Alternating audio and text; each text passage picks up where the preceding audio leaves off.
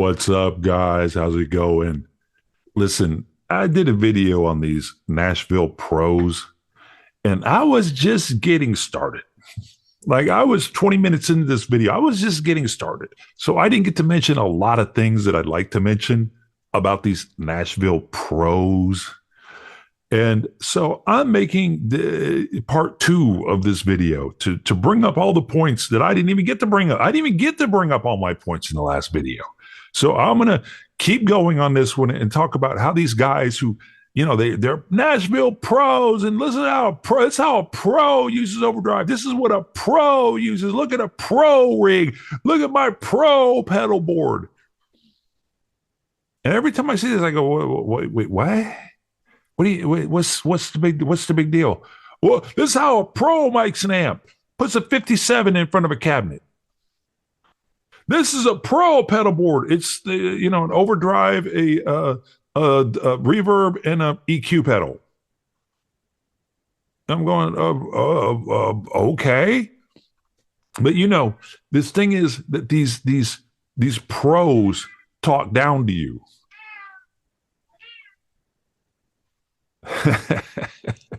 These pros talk down to you, right? Because they want to think that they're better than you, because they're a pro and you're not. And they're so much better than you because they're a pro. And you know who is the number one offender of this? The worst guy in Nashville to talk like this is, that's right, Mr. Tom Bukovac. Just the worst of the worst. And I got to tell you, the guy is just slightly above average. The guy's guitar playing is slightly above average. That's it. And he wants to pretend like, oh yeah, I'm the greatest guitar player. I'm the bestest. And I'm going to tell you this about these Nashville pros. Okay. This is one thing. And it's Tom specifically. Tom has never put his balls on the table. Tom has never put his balls on the table. Ever. And see, that's the thing with being this studio guy. You don't have any skin in the game. The only thing you're trying to do is get the next gig. Have these people who have the money hire you for the next gig. That's all you've got in the game. That's it. That's nothing. That means all you have to do is when the guy says play a G chord, you play a G chord. When the guy says play a D chord, you play a D chord. That's it. As Tom said, he's in the service industry. He does what they want. And if you can do that like they want you to, you get another gig. You're easy to work with. You get a good sound. You play the chords. You get the gig. There's nothing to it. Your balls are not on the table. There's nothing there. And that's the thing with Tom. Tom likes to say, well, I was forged in fire. No, you weren't, Tom. No, you weren't. You have done exactly what they told you to do, exactly what they told you to do it. And then you got your money and you left. You have nothing in the game. Your balls have never been on the table, dude. And that's a lot with these Nashville guys. So basically, they have no money in it, right? They get paid the same. If the song sells 100 million copies, if the song sells 0 copies, a studio musician gets paid the same amount of money. They get union scale. That's it. They're done. So they get their union scale. They play their G chord. They go home and drink their beer. They're done. They don't put their balls on the table. They don't say, look at someone like Dwight Yoakam, right? When Dwight Yoakam came to Nashville, they hated him. The guys in Nashville, the money guys, they hated Dwight Yoakam. We don't want that. That doesn't sound, no, we're not that good. So he left. He said, okay, spent 3 or 4 years there and left. Where'd he go? He went out to LA where they love the guy. They go, you're great, dude. Here, they recorded him a record. He became big. And then Nashville goes, oh yeah, we really want you. Who put his balls on the table? Dwight Yoakam. He said, this is me. This is my image. This is my music. This is what I want to sound like. And I don't care if you guys like it, Nashville. Bye. That's putting your balls on the table. No studio musician puts their balls on the table. None of them. They have nothing. They have nothing. They get paid union scale and they're done. And that's Tom Bukovac. Tom Bukovac's never had the guts. He's never had the guts. He's never had the stones. He's never had the minerals to stand up and go, this is me. This is what I sound like. This is what I stand for. And this is what I am. And think about it. As a musician, all the guys that you look up to, all the guys that I look up to have always stood up and said, this is me. This is my sound. This is what I'm going to do. And I think it's great. I think it's fantastic. I think it takes nothing to get paid union scale and have no skin in the game, have no balls. Basically, this is what it's like. It's like being an equipment manager of a football team. Tom is basically the equipment manager of a football team. Okay? Think about it. The equipment manager never has to go out on the field. He never puts his balls on the table.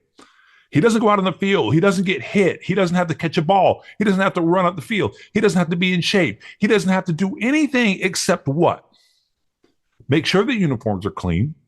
Make sure their shoes fit. Make sure their shoes are there for him. He's an equipment manager. He doesn't do it. He never actually has any skin in the game. If the team wins, he gets paid the same. If the team loses, he gets paid the same. If the guys go out on the field and give it their all he's got to do is wash their clothes, wash the blood out of their clothes. While those guys are on the field, right, bleeding, dying, risking injury, putting their reputation on the line, putting their name on the line, putting their money on the line, putting their balls on the table. And this guy's washing their clothes, which I'm not saying there's anything wrong with that, by the way. If you want to be an equipment manager, I don't care. But don't come to me and say, well, this is how I was forged in fire. Well, what'd you do? Well, you remember that play in the playoffs where Joan Rodden caught the ball to get the first down. His cleats weren't working correctly, and so I had to run to the locker room and get his cleats and bring them back to him before the team got on the field. And I had to run full sprint out to the locker room, and I had to get his proper cleats, and I had to run full sprint back and give it to him. And then he put them on and caught that ball. I'm forged in fire. No, you're not, dude. Anybody on the planet could basically, not anybody, but anybody who's in decent shape could run to a locker, get cleats, run back, and give them to a professional football player to go on the field. That's Tom. That's Tom, Forged in Fire. I played a G chord, then he told me to play a triad, so I played G, B, and D. But then he said that wasn't good, so I changed it around to D, B, and G. I'm Forged in Fire. No, you're not, dude. You didn't do anything. Anybody can play what Tom, almost anybody in the world can play what Tom can play. Almost anybody. Anybody who's above average can play anything Tom's ever played in his whole life. Period. So these guys that are these supposed, forged in fire guys, no, absolutely not. Tom is basically the equipment manager of a football team. He doesn't get out on the field. Look, he doesn't catch this ball. He doesn't throw this ball. He doesn't run with this ball. He doesn't get smashed in the head when he has the ball. He doesn't risk injury. He doesn't risk his team failing and getting booed and losing money. No, he just pumps up the ball and makes sure it's at the right PSI. He's done. That's Tom. Tom's never put his balls on the table. He's like an equipment manager of a football team. He has nothing to lose. He gets paid union scale, just like this guy gets paid the same. Right? If the guy who catches this ball breaks his leg, right, and never plays again, this guy gets paid the same. If the team goes to the Super Bowl, this guy gets paid the same. If the team has the worst losing season in their life, this guy gets paid the same. It's the same with Tom. He gets union scale. If the song sells 10 million copies, he gets union scale. If the song sells 0 copies, he gets union scale. If it's a demo for an artist that never makes it, he gets paid union scale. If it's a demo for an artist that gets shopped, gets signed, and then gets dropped, he gets paid union scale. His balls are not on the table. He's in no danger whatsoever. He has never taken any kind of chances whatsoever in forwarding himself as a musician. And as a guitar player, To me, the most interesting guitar players have always said, this is who I am. And they do it sonically. And they stand up for it. And they don't let somebody tell them, oh, yeah, no, you need to play that different. Just like Dwight Yoakam. Oh, we don't like that here, Dwight. You got to play something that's more like this. No, I don't. Bye. He stood up and put his balls on the table. Tom doesn't do that. Tom's never done that. The other thing about these guys is Tom has a certain way of playing guitar, right? And he thinks it's the greatest thing. He thinks he's the greatest guy in the world. Nobody could ever do as well as Tom. No, nobody knows anything as much as Tom does. Nobody. And he's been telling you this for years now. He's been on YouTube since what, 2020? You notice how nobody ever heard of him before COVID and he got on YouTube. Nobody ever heard of him. Why? Because he never played anything interesting. He never played something where somebody went, wow, you know what? That Carrie Underwood song, do you hear that guitar part? It's amazing. Who's doing that? Nobody ever said that. And the minute he got some kind of platform, he wants to tell you how to play guitar. And he wants to tell you how wrong you are. He wants to make fun of other guitar players. He wants to put other guitar players down. He wants to tell other people, oh, you're not doing this right. No, that's not how you do it. This is how you do it. I know because I'm a pro. I know because I'm a pro. And guess what happened when little Tommy Bukovac went out on tour with a real pro, with a real guitar player, Joe Walsh. Okay, Joe Walsh look, this is a difference. You're a guitar player. You play guitar. That's what you want. You want to play guitar. You want to express yourself on guitar. You want to have fun on guitar. You want to be yourself on guitar. You want to do what you want to do. That means if you want to just beat the hell out of these strings as hard as you want, that's what you want to do. Do it. And Tom's going to tell you, no, you're wrong. No, that's not the way you do it, buddy. I'm a pro. That's not how you do it. No, you got to barely touch the strings like this, and you got to coax the sound out of it, and that's how you get the best sound. Well, guess what, dude? Not for me, because I'm playing punk rock. So it actually, Paul Gilbert was playing guitar in one of these little videos, and he goes, yeah, I got to hit it kind of hard because I'm a rock guy, so I hit it, I put some force into it. But to Tom, oh, that's not good. No, that doesn't sound good. No, that's not the way you do it. No, because he can never put force into a guitar because he's in the studio. And if they hear a clicking, if they hear a pop, they go, no, Tom, hold on. We're hearing something here. What is it? Oh, I'm sorry. I'm playing it too hard. So then he tells you, well, you're playing too hard, dude. That's why you don't want to listen to this guy. Because when he got in the context of actually playing for a real guitar player, Joe Walsh, right? Joe Walsh hired Tom as a sideman. Okay. And apparently Tom was opening up the show for Joe and was playing a part on a 12-string electric, a 12-string guitar, right? And this was the first thing that the audience hears. Tom, the first thing they hear is Tom. God help them. The first thing they hear is Tom coming out and playing in his most generic. And I always said, have I not said it? I've said it a million times. Tom is the most generic guitar player you will ever hear. You know why I say he's generic? Because his technique is so nondescript. It's so within the lines. It is so completely controlled that it is generic as you will ever hear anybody. There is no character there at all. Zero. None. Okay? And you can't blame the guy. That's what he's supposed to do in the studio. You've got to play light. You've got to play simple. You've got to play like nothing. They don't want to hear you. They want to hear the singer. They want to hear Carrie Underwood. They want to hear Morgan Wallen. They want to hear whoever else he's working for. They don't want to hear you. They don't want to hear Tom Bukovac. Nobody wants to hear Tom Bukovac. Tom Bukovac's not, nobody's paying to see Tom Bukovac. Nobody. Okay? They're paying to see Joe Walsh. And Tom Bukovac happens to be in the band. Trust me, nobody's ever been at Ticketmaster and going, I want a ticket to Joe Walsh tonight. Well, we're sorry to inform you that Tom Bukovac's sick. He's not going to be playing guitar. Oh, he's not? Well, I guess I won't go to the show. Nobody's ever done that. Nobody's ever done that. I'll take 2 tickets to Joe Walsh. Well, we'd like to inform you that tonight Tom Bukovac will not be in the band. He's out sick. Who? Tom Bukovac. He's out sick. He's not going to be playing with Joe Walsh tonight. Okay. I'll take 2 tickets to see Joe Walsh tonight. Nobody cares. Nobody cares about Tom Bukovac. So anyway, Tom is starting out the Joe Walsh show. And he's starting off with a 12 string, right? And he's playing D. He's playing, and as he puts it, you got to play it real light, man, because that's the way you get the best sound out of the guitar. Those 12, those. I know. I'm a pro. I'm Tom. I'm a pro. And I'm telling you, you can't hit a 12 string too hard, man, because it won't. The best sound is right when you're just barely touching it, man. That's how you get the best sound of it. I'm a pro. I know. Guess what Joe Walsh said?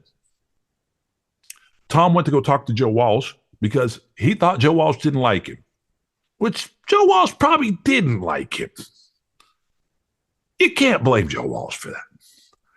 So Tom goes to talk to Joe Walsh at backstage and goes, what do you think? Blah, blah, blah. And Joe says, when we start out the show, dude, when we start out the show and you come out and you play the guitar, hit the guitar, dude, play it.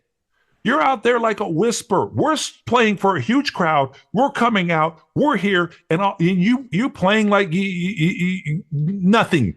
There's nothing there. Hit the guitar, dude. Play it like you mean it. Okay, Tom. So now all this time you're ragging on these players. You're looking down on these players. You're hating on these players. You say, oh, you guys don't know what you're talking about. You're hitting the guitar too hard. You should never play that hard. And you're playing like garbage. 98% of players, they're garbage. I know what I'm talking about. And guess what happened? Joe Walsh said, no, dude, hit the guitar. Play the damn thing, Tom. Play it, son.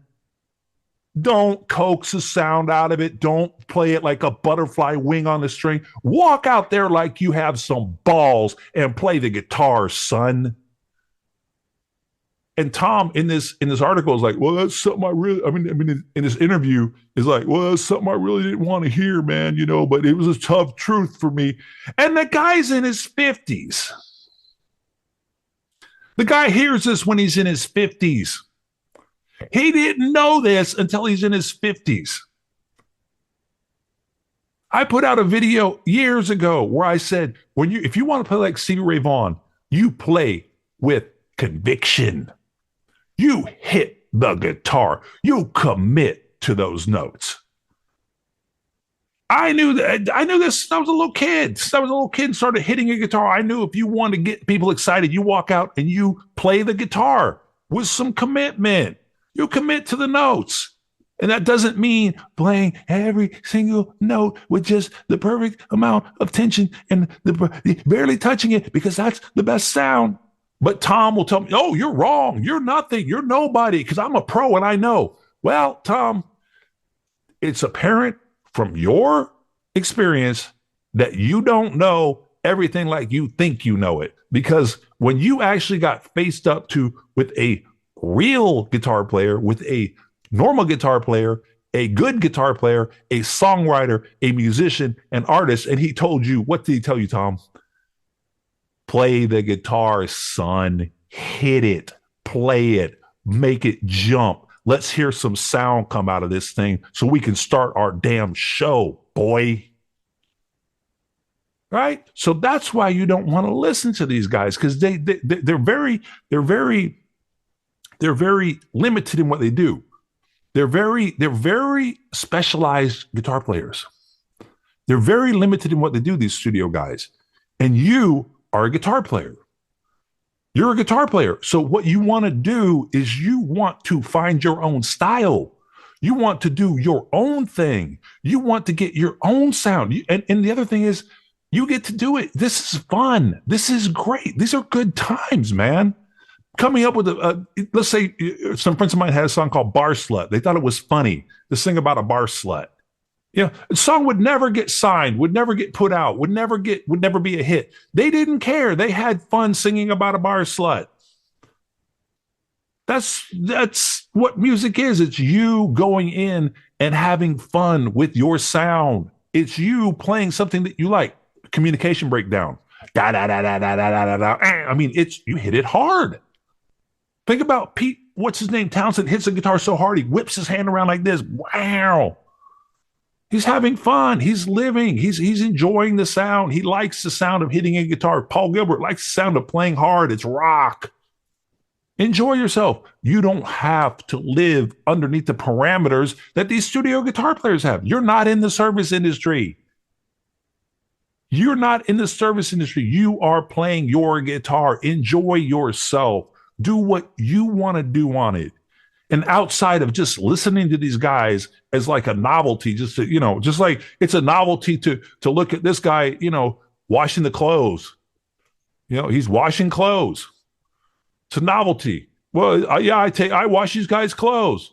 I pump up the footballs. Here's the footballs. It's a novelty.